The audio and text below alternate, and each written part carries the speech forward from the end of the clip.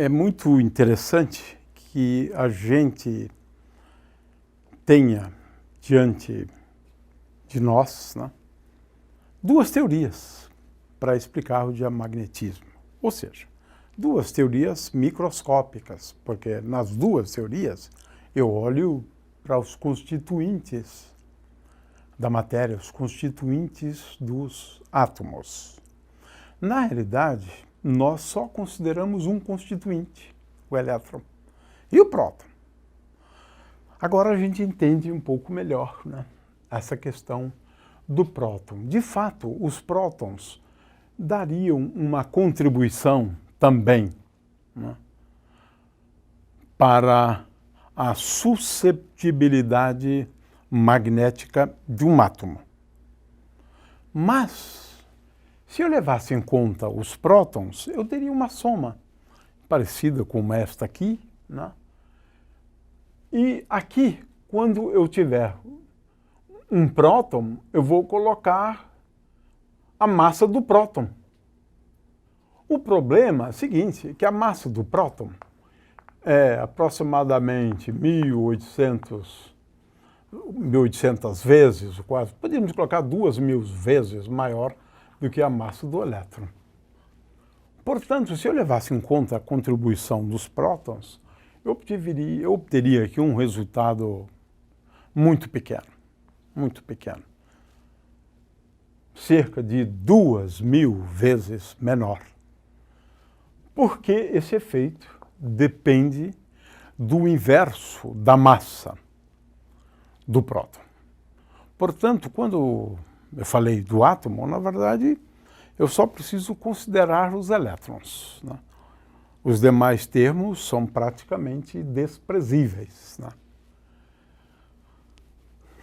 A outra coisa que é importante que se chame a atenção é para esse sinal menos aqui, né? Menos, né?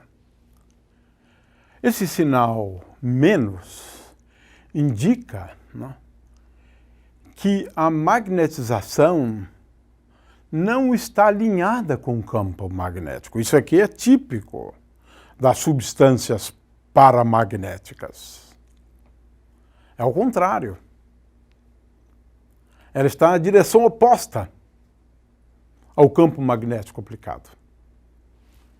Então, esse sinal menos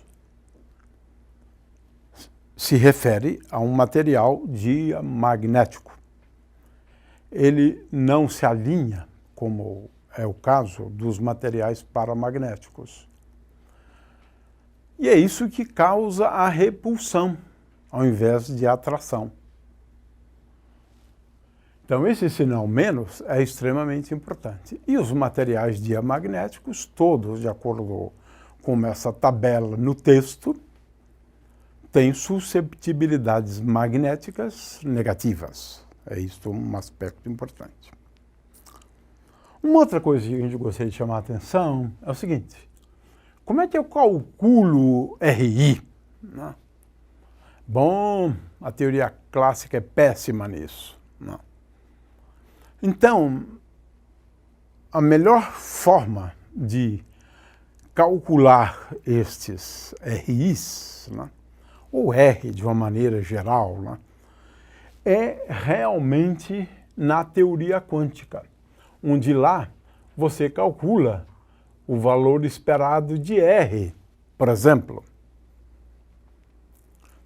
Este valor esperado de R é uma coisa que, do ponto de vista da teoria quântica, tem todo sentido, uma espécie de valor médio de R.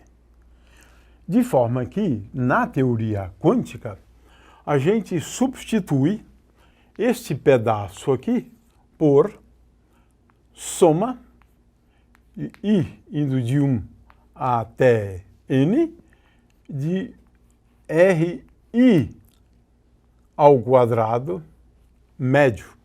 De forma que eu sei calcular não só R médio, como sei calcular R ao quadrado médio, do ponto de vista da teoria quântica. Eu sei calcular estas grandezas. Então, para testar a teoria, é melhor utilizar o cálculo da teoria quântica.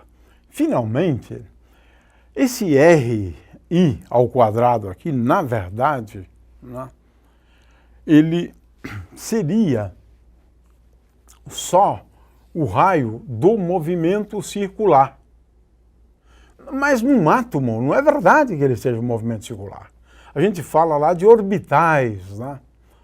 Então, no caso de um átomo, faz mais sentido R vetor, né? R ao quadrado, onde R ao quadrado é igual a x2 mais y2 mais z2. Né? Então, na mecânica quântica, eu calculo isto aqui. No entanto, R ao quadrado é igual a x ao quadrado médio mais y ao quadrado médio mais z ao quadrado médio. Eles, em média, não há nenhuma razão para o valor de x ao quadrado médio ser diferente de y ao quadrado médio. Então, eles assumem praticamente o mesmo valor. Né? Isto aqui, portanto, eu poderia escrever como sendo igual a 1/3, né? Ou melhor, como sendo igual a 3 vezes x ao quadrado. 3 vezes x ao quadrado. Mas nessa expressão aqui, aparece, na verdade, algo como x ao quadrado, essa distância aqui, x ao quadrado mais y ao quadrado. Né? Isto é o que eu chamo ali de RI ao quadrado, ou R ao quadrado. Né? Mas x2 médio é igual a R ao quadrado médio dividido por 3. Né? Então, eu vou manter aqui 3, né? E aqui, portanto, cada um desses, né, vai me dar 1/3. 1/3. 1/3 mais 1/3 é igual a 2/3. Portanto, aqui nesta expressão na teoria quântica, nós vamos substituir por 2/3 de valor esperado de R. Agora o R é o raio vetor posição no espaço. Né?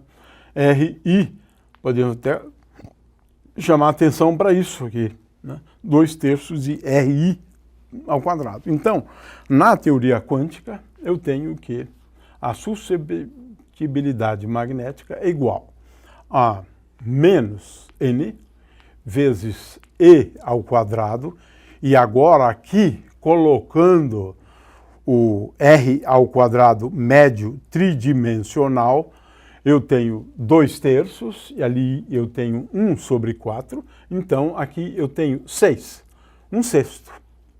1/6 é 2 vezes 3 vezes 4. Né? Então, 1/6 de menos N vezes E ao quadrado, 6 vezes M, eu troquei aqui, e finalmente eu tenho aqui soma, I indo de 1 até N, de valor médio de R ao quadrado, RI, né? Esse agora é espacial. Né?